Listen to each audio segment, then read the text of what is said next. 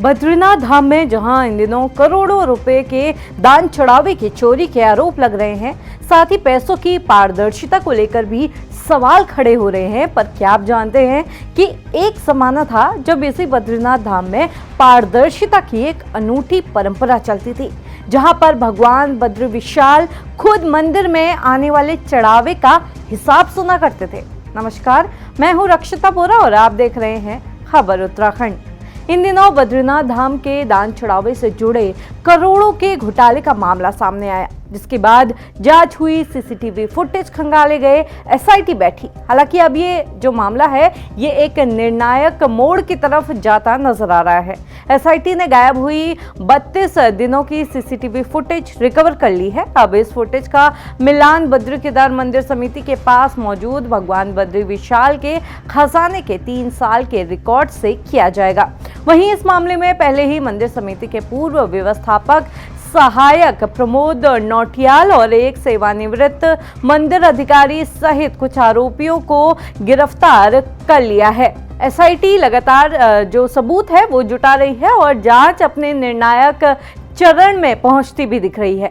अब जहां एक तरफ आज भगवान बद्री विशाल के दान चढ़ावे के पैसे में पारदर्शिता को लेकर सवाल खड़े हो रहे हैं, बद्री केदार मंदिर समिति गिनती प्रक्रिया को लेकर एक नए सुरक्षा उपाय भी लागू करने का फैसला ले रही है। वहीं इस बीच एक बार फिर बद्रीनाथ धाम की वो अनूठी परंपरा चर्चाओं में आ रही है, जिससे पारदर्शिता और आस्था का संगम माना जाता था। मीडिया रिपोर्ट्स बताती हैं कि इस परंपरा के मुताबिक हर दिन चढ़ावे में आने वाला सोना, चांदी और नगद का पूरा जो हिसाब हुआ करता था वो भगवान बद्री विशाल खुद सुना करते थे। लेकिन 2021 के बाद ये जो परंपरा है ये अचानक बंद हो गई। अब आप सोच रहे होंगे कि आखिर ये परंपरा थी क्या और ऐसे अचानक क्यों बंद हो गई। तो आपको बता दें कि बद्रीनाथ में चढ़ावे की व्यवस्था को पारदर्शी बनाने के लिए एक परंपरा बनाई गई थी।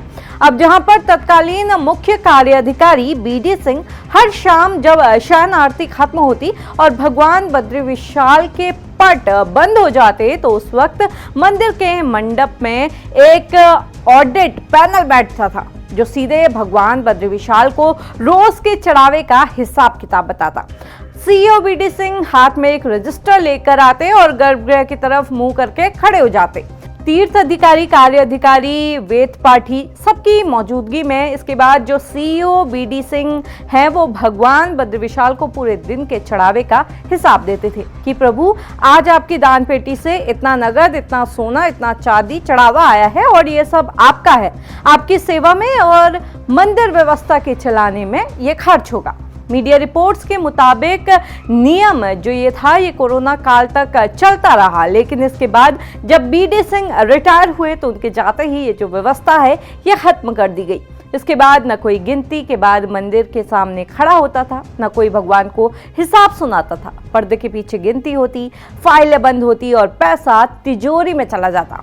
हालांकि अब जब बद्रीनाथ धाम से चढ़ावा चोरी की इतनी बड़ी खबर सामने आई है, तब लोग कहीं ना कहीं इस पुरानी व्यवस्था को फिर से याद करते दिखाई दे रहे हैं।